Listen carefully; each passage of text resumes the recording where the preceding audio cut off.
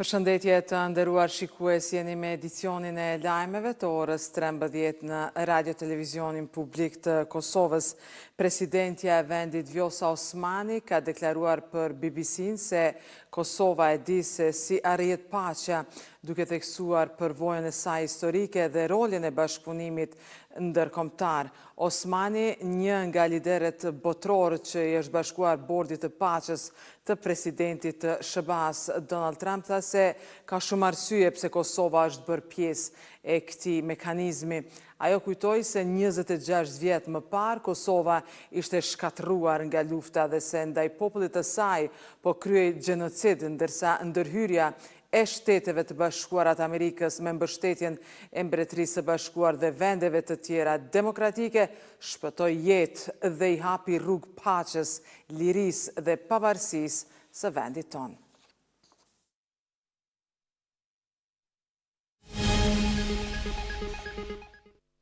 Gjykata themelore në Prizren nuk ka caktuar nga një muaj para burgim 23 të pandeurve për manipulim votash të kandidatëve për deputet.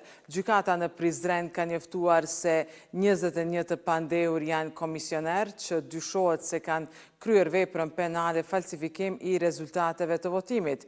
Një komisionere ngarkohet për falsifikim të votimit e marrjes së rishfetit dhe një vëzhgues për kanosje dhe dhënje të rishfetit. Sipas gjykatës, në fazat e mëtejme të procedurës penale do të vlerësohet nëse këto fakte do të argumentohen.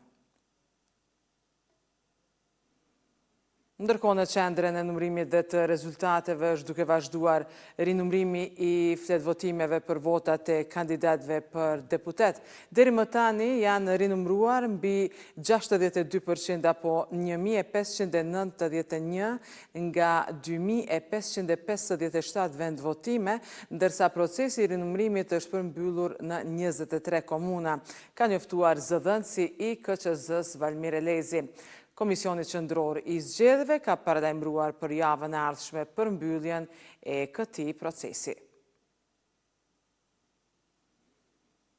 Avdullah Hoti ka njoftuar se do të kandidojë për kryetar të Lidhjes Demokratike të Kosovës në kuvendin e partisë që do të mbahet më 31 janar.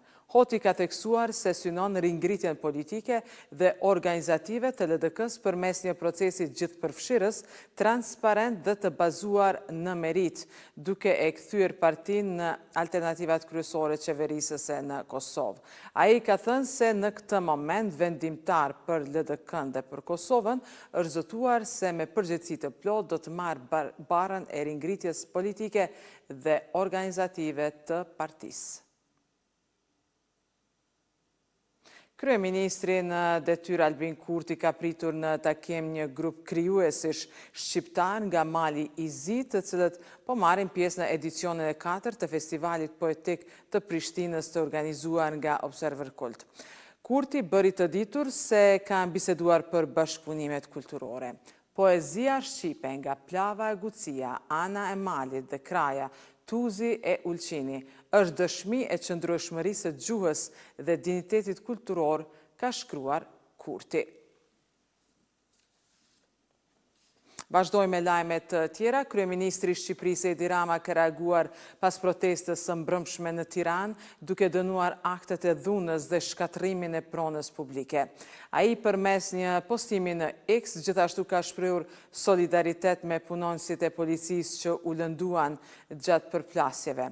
11 policë dhe disa protestues janë lënduar. Përderisa janë arrestuar 23 protestues pas përleshjeve mes protestuesve dhe policisë në protestën e Partisë Demokratike kundër qeverisë Rama. Policia ndërhyri pasi protestuesit hodhën molotov dhe flakadan drejt kryeministrisë.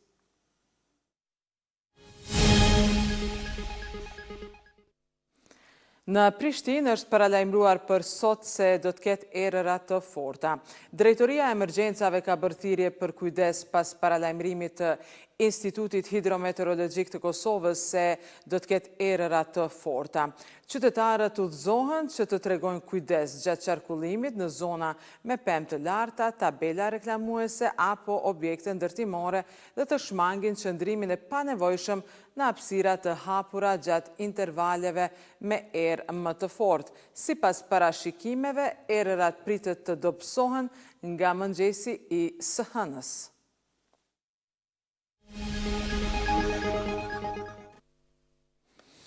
Agentët federal të imigracionit në Shtetet e Bashkuara të Amerikës kanë vrarë një tjetër shtetas amerikan në qyteti Minneapolis, gjë që ka shkaktuar protesta dhe zemrim. Zyrtarët thonë se agentët amerikanë të emigracionit qëlluan dhe vranë një shtetas amerikan në Minneapolis të shtunën, duke shkaktuar protesta dhe dënime të ashpra nga udhëheqësit lokal në incidentin e dytë të tillë këtë muaj në shtetin e Minnesotës.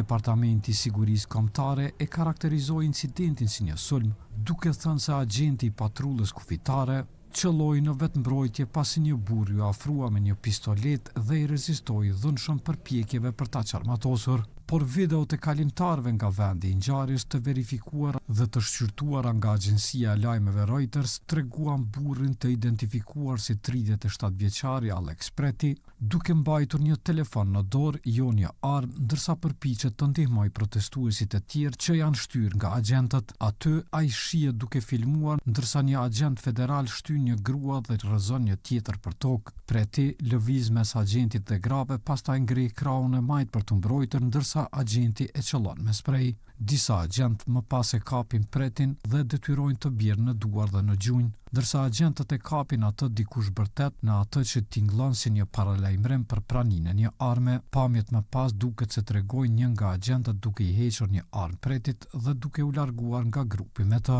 Pak qaste më vonë, një oficer me një pistolet të drejtuar nga shpina e Pretit qëllon 4 herë drejtime radh, tregojnë pamjet filmike. Disa të shtëna të tjera dëgjohen më pas, ndërsa një agent tjetër duket se qëllon drejt Pretit. Vrasja e Pretit, një infermier i kujdesit intensiv, tërhoqi qindra protestues në lagje për t'u përballur me agentët armatosur dhe të maskuar, të cilët përdorën gaz lëcellës. Demonstrata shpërthyen gjithashtu në New York, Washington DC dhe San Francisco, ndër shumë qytete të tjera. Kjo gjithashtu rriti tensionet me zyrtarëve shtetëror dhe federal, tashmë në kundërshtim me administratën Trump për shkak të vrasjes së një shtetaseje tjetër, Rene Good, më 7 janar. Sulmet ruse nga ajri në Kiev të Ukrainës kanë lënë mijëra qytetar pa ngroje, ka bërë të ditur kryebashkiaku i kryeqytetit. Rreth 1700 pallate në kryeqytetin ukrainas Kiev janë ende pa ngrohje pas një sulmi rus me raketa dhe dron në fillim të kësaj jave, ka thënë të dielën kryebashkiaku i Kievit Vitali Klitschko, që nga mbrëmja e djeshme punonjësit e shërbimeve dhe kompanitë e energjisë kanë rikthyer furnizimin me ngroje në më shumë se 1600 ndërtesa. Ata po vazhdojnë të punojnë për të rikthyer shërbimet në shtëpitë e banorëve të Kievit, ka thënë Klitschko në Telegram. Moska ka intensifikuar ndjeshëm bombardimet e sistemit energjetik të Ukrainës që kur pushtoi fqinjen e saj në vitin 2022. Rusia nisi një sulm të gjerë ndaj sistemit energjetik të Ukrainës të shtunën, duke tronditur Kievin me shpërthime gjatë natës, duke lënë 1.2 milion prona pa energji elektrike në të gjithë vendin në kohën e temperaturave nën 0 gradë Celsius. Objektivat kryesore të Rusisë tani për tani janë sektori ynë i energjisë, infrastruktura kritike dhe ndërtesat e banimit, ka thënë presidenti i Ukrainës Volodymyr Zelensky. Vetëm këtë javë ai tha se Rusia kishte lëshuar më shumë se 1700 dron, 1380 bomba të drejtuara dhe 69 raketa në Ukrainë. Çdo sulm masiv nga Rusia mund të ketë një ndikim shkatërrues, ka thënë Zelensky, i cili të dielën po viziton Lituaninë.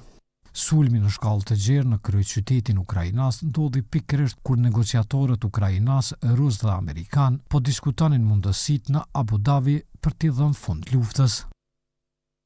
Të nderuar shikues, ishte kjo e tëra që kemi përgatitur për këtë edicion të lajmeve. Ju falenderit për vëmendjen. Mirupafshim.